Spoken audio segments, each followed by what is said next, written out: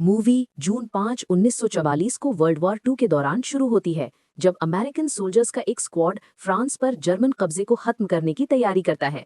उनका मौजूदा मिशन एक छोटे फ्रेंच गांव में एक चर्च के ऊपर नाजी कंट्रोल्ड रेडियो टावर को तबाह करना है, ताकि यूएस एयरफोर्स डी-डे पर समुंदर के किनारे पहुंचने वाले ग्राउंड ट्रूप्स को सपोर्ट दे सके।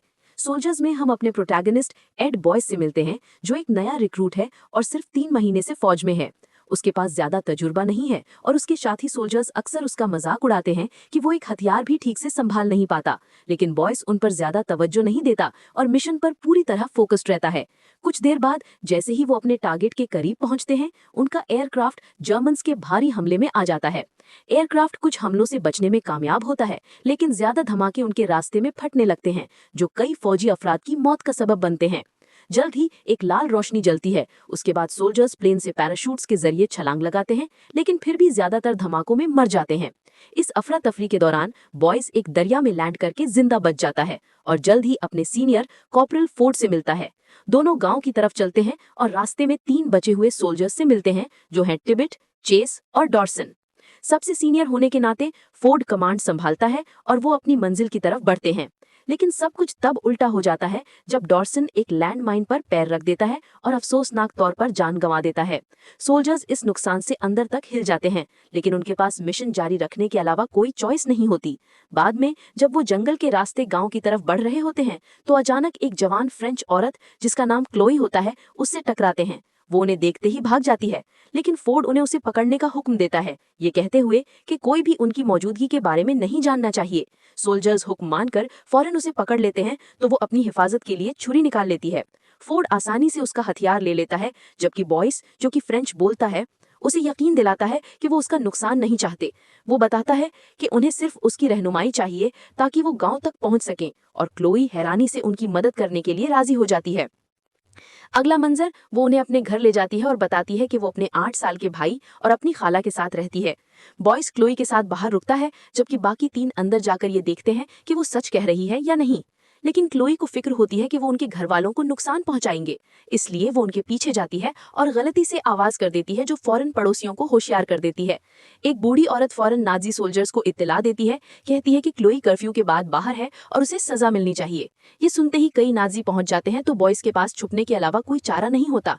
वो देखता है कि क्लोई को बर्मन्स गुस्सा करके धमका रहे हैं, लेकिन खुशकिस्मती से एक सीनियर अफसर जिसका नाम वॉफनर होता है वहां पहुंचता है और वो क्लोई को पसंद करता है, इसलिए अपने अंडरलिंग्स को डांट कर उसे छोड़ देता है। नाजीज के जाने के बाद क्लोई और बॉयस घर में दाखिल होते हैं और बाकी सोल्जर्स से मिलते हैं। उन्हें एक कमरे से अजीब आवाजें सुनती हैं, लेकिन क्लोई उन्हें ये कहकर टाल देती है कि ये सिर्फ उसकी बीमार खाला है। वो उसके छोटे भाई पॉल से भी मिलते हैं, जो सोल्जर्स को देखकर खुश होता है और खेलना चाहता है। फिर फोर्ड टिबिट और चेस को चर्च भेजता है ताकि वो देखें कि उनके स्क्वाड के कोई मेंबर जिंदा हैं या नहीं। इस दौरान बॉयस उस खाला के कमरे से आने वाली खौफनाक आवाजों से बेचैन होता है, इसलिए वो दरवाजे के पास जाकर देखने की कोशिश करता है। उसका दिल बैठ जाता है जब वो एक मुकम्मल बिगड़ी हुई भयानक औरत देखता है।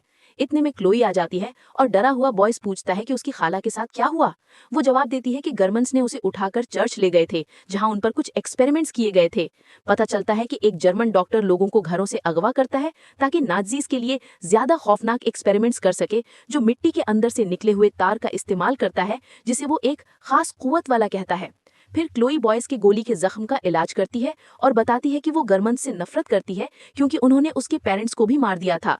कुछ देर बाद नाजीज दोबारा उस एरिया में वापस आते हैं और दरवाजा खटखटाते हैं, तो पॉल, बॉयस और फोर्ड एटिक में छुप जाते हैं।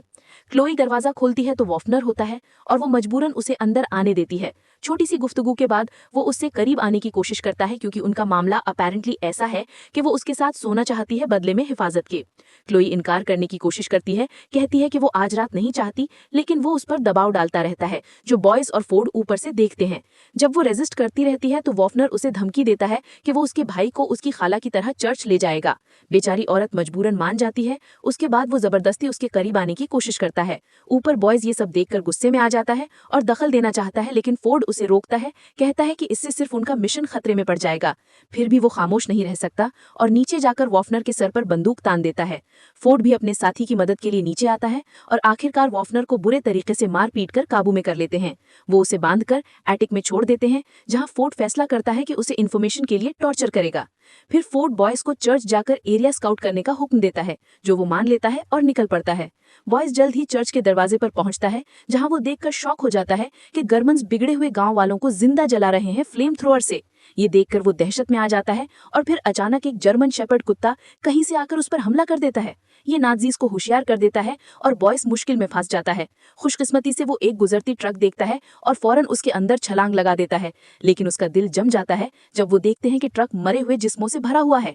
अगला मंजर, ट्रक चर्च के अंदर जाता है और बॉयस भी उसके साथ छुपकर अंदर घुस जाता है। वो ट्रक से उतरता है और एक अंडरग्राउंड फैसिलिटी देखकर हैरान हो जाता है। उसे कुछ क्रीपी सेल्स मिलते हैं और एक छेद से झांककर वो एक खौफनाक मखलूक देखता है। सन बॉयस आगे चलता है और एक ब्लैक लेबोरेटरी देखता है, जहां एक बड़ा तार फिट होता है जिसके ऊपर कई लोग बैग्स में लटके होते हैं। फिर उसे एक कमरा मिलता है जहां एक सिरिंज होती है जिसमें एक लाल मादा होता है, जिसे वो अपने पास रख लेता है। कुछ देर बाद बॉयस दूर से एक औरत की मदद की पुकार सुनता है, लेकिन जब वो उसके पास जाता है तो देखकर दहशत में आ जाता है कि वो अभी भी जिंदा है, मगर सिर्फ उसका सर है।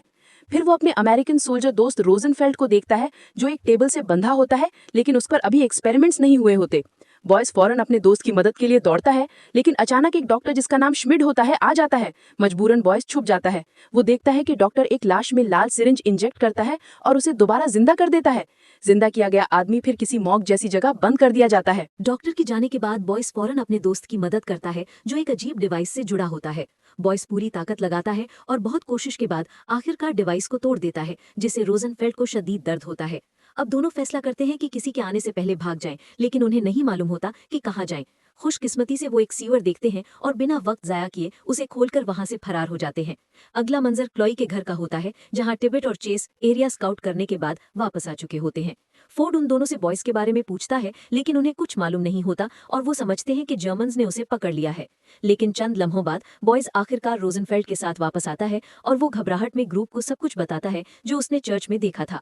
लेकिन कोई नहीं समझता कि वो क्या कह रहा है और फोर्ड गुस्से में आ जाता है कि उसने रेडियो टावर का स्काउट भी नहीं किया। अपने दावे की तस्दीक के लिए बॉयस वो सिरिंज दिखाता है जिसमें लाल मादा भरा होता है, जो उसने लैब में पाया था। ये फोर्ड को दिलचस्पी में डाल देता है और वो वैफनर से पूछता है कि ये मादा क्या है और वो किस किस्म के एक्सपेरिमेंट्स कर रहे हैं।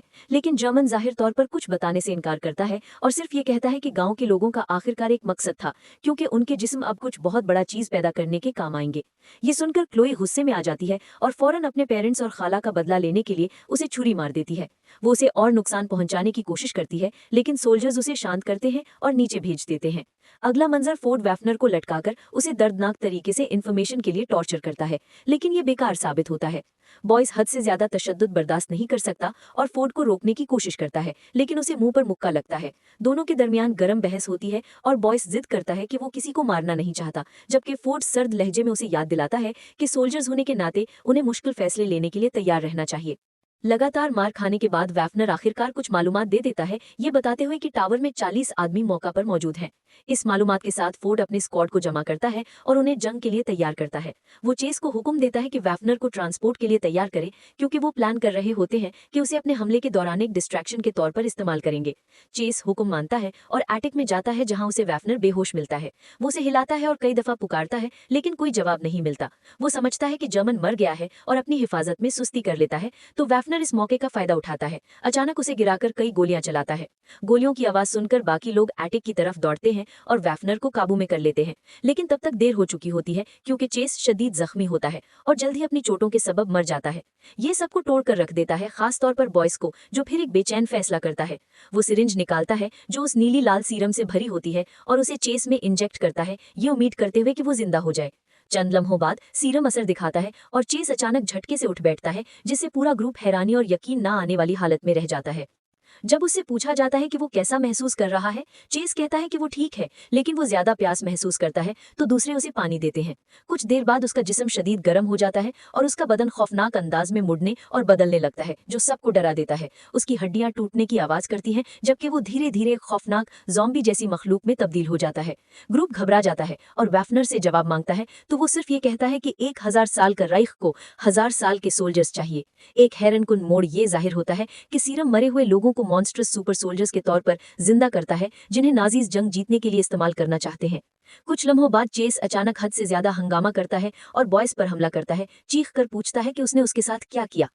दूसरे उसे रोकने की कोशिश करते हैं, लेकिन वो उन पर भी हमला करता है। मजबूरन फोर्ड उसे कई गोलियां मार देता है, लेकिन गोलियां चेस को असर नहीं करती और वो और भी ज्यादा हिंसा पर उतर आता है। आखिर में बॉयस उसे जमीन पर गिरा देता है और अपनी राइफल से बार बार मारकर ज़ॉम्बी को आखिरकार खत्म कर देता है। बदकिस्मती से ये सारी अफरा तफरी वैफनर को भागने का मौका दे देती है और रास्ते में वो पॉल से टकराता है, जिसे वो बंदी बना लेता है। जब तक बाकी लोग समझते हैं कि क्या हुआ, तब तक देर हो चुकी होती है, क्योंकि वैफनर बाहर होता है और नाजीज को खबर दे चुका होता है। अमेरिकन सोल्जर्स जल्द ही पहुंचते हैं और दोनों तरफ से एक शदीद गोलीबारी शुरू हो जाती है। कई जर्मन्स मर जाते हैं और वैफनर बुरा जख्मी होता है, उसके चेहरे का आधा हिस्सा तबाह हो जाता है। फिर भी वो जिंदा बचे हुए नाजी सोल्जर्स की मदद से पॉल के साथ भाग जाता है। ये देखकर क्लोई घबरा जाती है और सोल्जर से अपने भाई की मदद की भीख मांगती है, लेकिन फोर्ड जिद करता है कि उन्हें फौरन टावर तबाह करने के लिए बढ़ना होगा, क्योंकि जर्मन्स अब उनके प्लान से वाकिफ हो गए हैं। बॉयस लेकिन बहस करता है कि उन्हें पहले पॉल को बचाना चाहिए, जो उनकी वजह से खतरे में है। वो ये तजवीज देता है कि उन्हें पूरा चर्च उड़ा देना चाहिए, जो रेडियो स्टेशन के साथ साथ लेबोरेटरी को भी तबाह कर देगा। ये सुनकर टिबिट उसका साथ देने का फैसला करता है और फोर्ड भी मजबूरन उसके प्लान पर अमल करना पड़ता है। इसी दौरान वैफनर लेबोरेटरी पहुंचता शदीद दर्द में और बेसब्री से लाल मादे वाली सिरिंज ढूंढता है ताकि उसे अपने अंदर इंजेक्ट कर सके। डॉक्टर श्मिट उसे चेतावनी देता है कि सीरम कभी जिंदा इंसान पर टेस्ट नहीं हुआ और बहुत खतरनाक है, लेकिन वैफनर दर्द और गुस्से से भरकर उसके बाद नजरअंदाज करता है और सीरम अपने अंदर इंजेक्ट कर लेता है। वो खौफनाक चीखें निकालता है जब उसका जिस्म ताकत से मुड़ता है और एक खौफनाक मखलूक में तब्दील हो जाता है। दूसरी तरफ क्लोई एक नाजी सोल्जर से टकराती है, जो अब उस पर नजर डालकर उसका पीछा करने लगता है। वो आखिरकार उसे सुनसान जगह में घेर लेता है और उस पर हमला करने की कोशिश करता है, लेकिन अचानक क्लोई हंसने लगती है और आदमी समझ भी नहीं पाता कि क्या हो रहा है कि फोर्ड आकर उसे बेहोश कर देता है। थोड़ी देर बाद वही आदमी अपनी गाड़ी में चर्च पहुंचता है, जिसका मुंह डक्ट टेप से बंधा होता है। नाजीज हैरान होते हैं कि क्या हुआ, और जबकि वो आदमी कोशिश करता है कुछ कहने की, वो कामयाब नहीं होता। जर्मन्स फिर उसके मुंह से टेप हटा देते हैं, लेकिन ये उनकी सबसे बड़ी गलती साबित होती है, क्योंकि उसके मुंह में एक ग्रेनेड होता है और पास ही कई एक्सप्लोसिव्स बंधे होते हैं। डिवाइस फौरन फट जाता है, कई जर्मन्स को मार देता है।